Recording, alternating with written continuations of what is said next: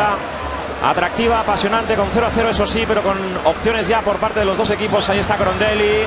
Grondelli mete el balón para Aspas. Grondelli, gol, gol, gol, gol, gol, gol, gol, gol, gol,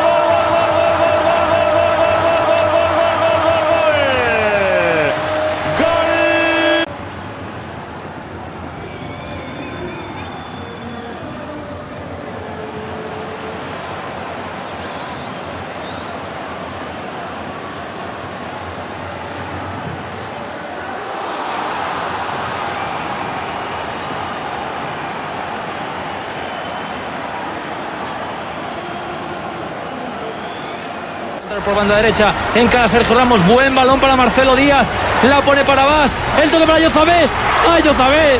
¡Vamos, Bas! ¡Gol! ¡Gol, gol, gol, gol, gol, gol, gol, gol, gol, gol, gol, gol, gol, gol, gol, gol!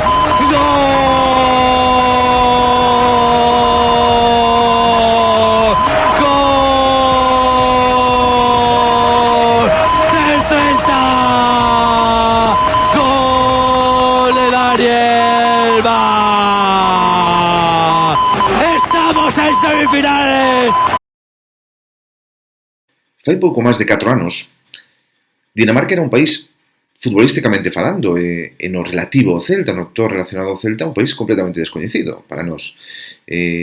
Víramos a Dinamarca, a selección, a famosa dinamita vermella, pois destacar en varios campeonatos, pero nunca pasara por Baleidos ningún xogador danés para vestir a camiseta do Celta. Entonces, un día, a Torcillo ocurriuse que era unha boa idea fichar a Michael Grondelli. Michael Grondelli, ou mellor dito, Miguel Grondelli, porque a pronunciación en danés é algo así como Miguel, unha cousa máis parecida a Miguel que a Michael, pero bueno, vamos a chamar Michael porque todos lle chamamos así. Foi un dos mellores fichaxes dos últimos anos no Celta. Un xogador que en principio viña para xogar pola banda dereita, que xa na época de Paco Herrera pois empezou a xogar como interior. Luis Enrique nunca o puxo por banda, xa o puxo sempre como interior, porque realmente era aí onde mellor rendía, repartindo o xogo coa súa clase descomunal, en algún caso, non? Para o recordo quedan esos pases, un precioso a Nolito, no Martínez Valero, que ademais era no minuto 89-90 de partido, e que supuxo unha victoria para o Celta, xa estaba Berizzo no banquillo, pero tamén recordo outras, Alex López, por exemplo, no partido inaugural da temporada de Luis Enrique, un pase un sombreiro que lle fixo a un rival, un pase precioso que Alex López transformou en gol, e como olvidar un dos pases máis estratosféricos que eu recordo non só no Celta, sino en xeral no fútbol. Un partido xogado contra o Valladolid, temporada 12-13, con Paco Herrera todavía no banquillo. Lembro que foi o día de Reis, ás 12 do mediodía. Grondelli recolle o balón na súa propia área, no seu propio campo, envía un pase maravilloso, uns 40 metros máis ou menos, a carreira de Iago Aspas, que o transforma en gol. Un pase preciso porque se adaptou perfectamente a carreira de Iago Aspas. Eso non é nada fácil, non é nada sinxelo ter esa precisión. Grondelli era un xogador maravilloso, un xogador que daba gusto ver xogar. Lamentamos moito que bueno, pues agora está atravesando un mal momento, tuvo unha lesión complicada, e cando estaba prácticamente recuperado volveu a sufrir outra lesión grave, que, bueno, coa idade que ten, seguramente sexa delicado para poder continuar xogando. En todo caso, quedarános ese recordo, non? Eso sempre estará aí, quedarános o recordo dun xogador fantástico que abriu, ademais, o camiño para outros xogadores daneses que foron chegando pouco a pouco. O segundo foi Daniel Vaz. Daniel Vaz chegou en principio como recambio de Grondelli, se nos decía así, pero realmente el tamén era un xogador de banda. Sin embargo, a banda, pois, prácticamente hasta esta temporada apenas tiña xogado na banda, non? Xogaba casi sempre como interior, como lateral dereito, xogou ano pasado. Este ano pois está xogando prácticamente de todo. Xoga como interior, xoga como media punta, xoga como extremo dereita.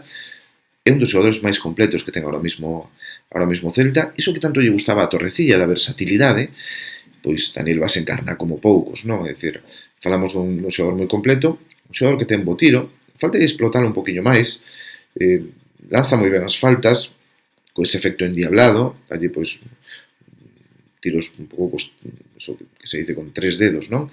Que soen coller pois, un efecto endiablado moi complicado para os gardamallas e algo que debería explotar máis, considero. Pero un xogador que, ao marxen deso, pois ten moitísimas cualidades, non? Moitísimas cualidades que lle poden gustar ao adestrador. Sin dúbida o sacrificio, sin dúbida o tiro, a chegada, é un xogador moi completo tamén ten capacidade para dar pases. É un xogador que, obviamente, non o podemos comparar con Crondelli porque son estilos de xogadores diferentes, pero veo a cubrir o seu oco e fixo que non se notase a ausencia do seu compatriota. E iso ten moitísimo mérito. Como Daniel Vaz saliu tamén ben, o Celta decidiu ir a por outro danés. En este caso trouxémonos a Pione Sisto, un xogador que supuxo unha inversión moi forte para o Celta. Foron 7 millóns de euros, unha inversión que merece a pena, porque Pione Sisto ten un potencial enorme. Ten moi xoven, ten 22 anos, pero ten o potencial de un futbolista que no futuro vai nos dar moito. Xa nos está empezando a dar. Estamos vendo en partidos nos que o seu descaro para regatear, para encarar o rival, para nunca terlle medo a ningún adversario, fai de un xogador diferente. Eso é fantástico. Evidentemente está por facer aínda. Primeiro ten que adaptarse á Liga Española, que nada ten que ver ca Liga Danesa, e despois ten que seguir medrando como xogador. Ten que seguir engadindo o seu xogo pois novas pinceladas, novos rexistros que o convirtan en un xogador aínda máis completo. Cando sexa así, temos un auténtico diamante en bruto ahora mismo, e simplemente hai que ir pulindo. Berizzo é un gran adestrador para ir pulindo a esos xogadores, como fixo con Teo Bongonda, como fixo con tantos outros, e seguro que consigue tamén que Pione acabe sendo un xogador que lembraremos durante moitos anos aquí en Vigo. Este inverno, Felipe Miñambres pois tamén quixo emular o seu predecesor no cargo e decidiu irse de viaxe a Dinamarca, a Copenhague, para traerse do Brøndby a outra xoven promesa, Andrew Julsega, pronuncio máis ou menos, así é como el nos dixo que se pronunciaba, é un futbolista que, polo que puidemos ver nos vídeos, simplemente tampouco moito, eu evidentemente recoñezo que non coñecía a Julsega, ainda que eu creo que vou a ter que poñerme un poquinho máis ao día na Liga Danesa, porque o Celta se está nutrindo de moitos xogadores daquela liga e, por tanto, vai ser interesante. Polo que vemos nos vídeos, Julsega, que, ainda que en orixen é un media punta, xoga casi sempre pola dereita, é un futbolista con certo carácter, un futbolista con bon toque, un futbolista implicado. Berizzo definiuno como un futbolista ideal para o Celta e como o Celta como un equipo ideal para él. Por tanto, gañamos todos con esta simbiosis e agardemos que Julsega dentro de 2 anos pois forme parte dese museo de daneses míticos que xogaron no Celta. Ese país para min é un país que o que sempre me resultou sempre tuvo atractivos para min, non? No futbolístico recordo cando era moi neno, un xogador que militaba no Español, posteriormente xogou no Málaga, que se chamaba Lauritsen, un xogador dunha gran clase, que era un dos meus favoritos dentro do resto dos equipos. Por suposto que decir de Laudrup, non? Laudrup, Michael, que xogou no Barcelona e no Real Madrid, aquí en España, pois era un xogador dun talento descomunal, non?